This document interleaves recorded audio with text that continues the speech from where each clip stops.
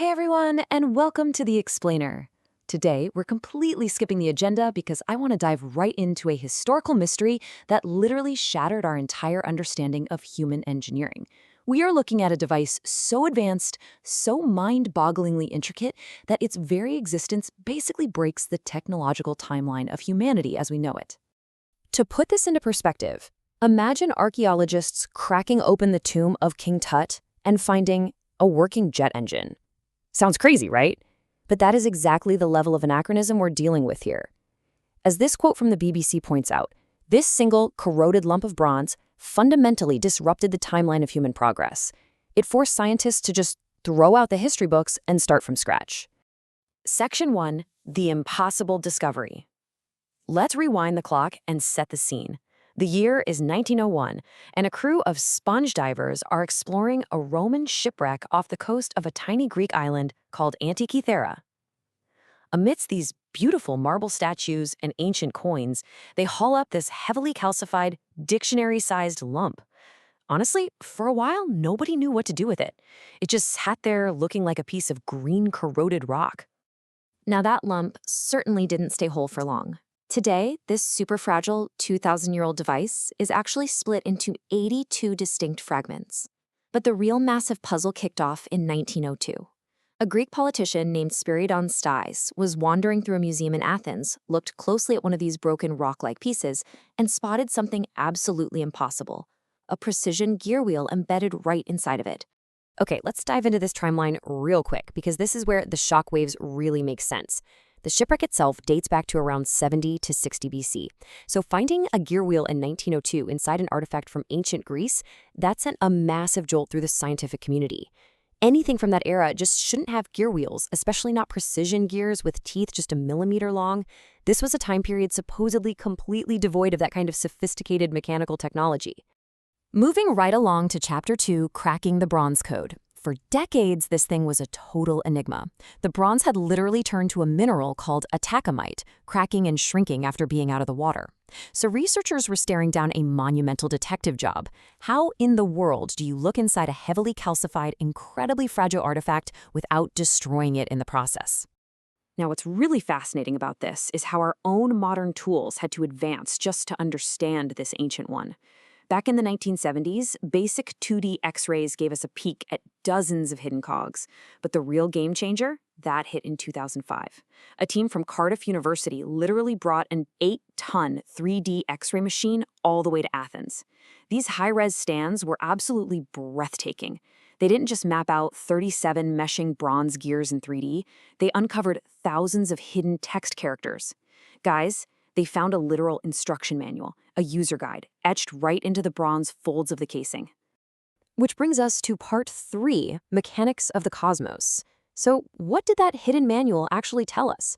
Well, it proved the Antikythera Mechanism wasn't just some fancy clock or a toy. It was the world's first known analog computer.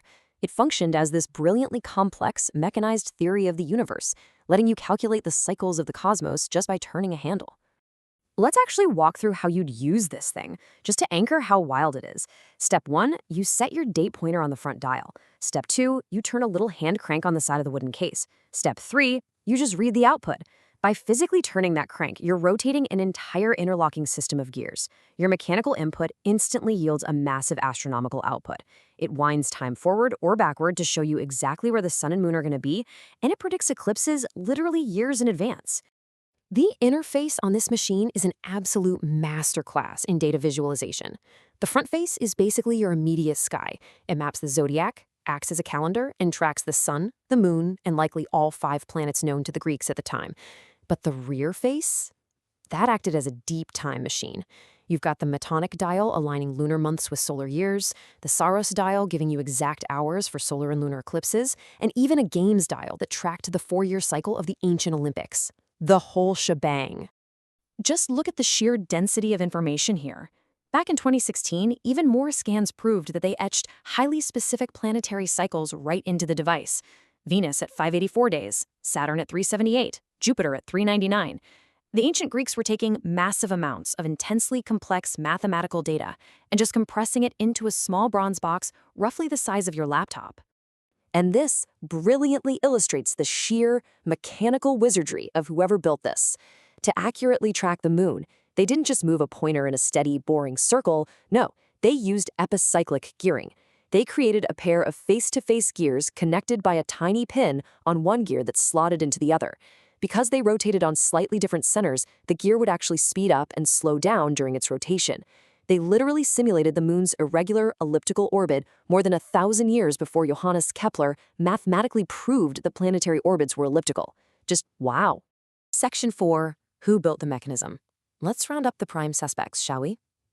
Now, the shipwreck itself dates to roughly 70 to 60 BC. But researchers looking at the startup dates on the Eclipse styles think the machine's initial calibration could go all the way back to 204 BC. So who did it? Well, we've got a few strong contenders. First up is the astronomer Hipparchus of Rhodes, who actually developed the exact theory for the variable motion of the moon that this very device uses. Then there's the legendary Archimedes of Syracuse. The Roman writer Cicero actually wrote about Archimedes building very similar celestial globes. We've also got Posidonius, a philosopher on Rhodes, which was a huge center for astronomy. Plus, the month names on the calendar perfectly match Corinthian colonies in northwestern Greece. We might never have a single name to pin this on, but it is undoubtedly the pinnacle of a long accumulated tradition of Hellenistic genius. Chapter 5. A Lost Technological History. The existence of this mechanism doesn't just rewrite engineering history, it really forces us to confront some pretty profound philosophical implications about human progress itself. So the crucial point we need to talk about is this staggering chasm in time. The mechanism was built somewhere around 200 BC and lost to the sea by 70 BC. It wouldn't be until the 14th century AD, we are talking over 1,400 years later, that astronomical clocks of similar complexity, like the ones built by Richard of Wallingford, would finally reappear in Western Europe. I think the legendary sci-fi author Arthur C. Clarke hit the nail on the head when he looked at this device and said, if the ancient Greeks had understood the capabilities of the technology they created, then they would have reached the moon within 300 years, and we'd now be exploring the nearest stars. It just highlights this incredibly tragic loss of potential.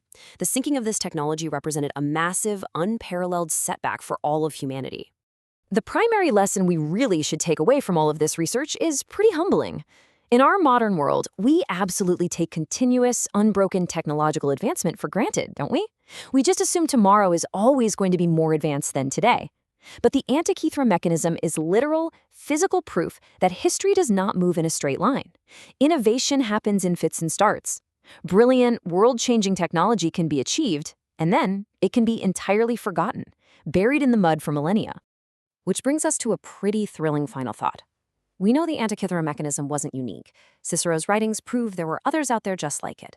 The Mediterranean Sea is basically a giant graveyard for thousands of ancient shipwrecks, a lot of them sitting at depths we just haven't been able to reach yet. But as our modern diving tech rapidly gets better and better, it really begs the question, what other impossible machines, what other completely lost wonders are still down there, quietly hiding beneath the waves, just waiting to rewrite history all over again?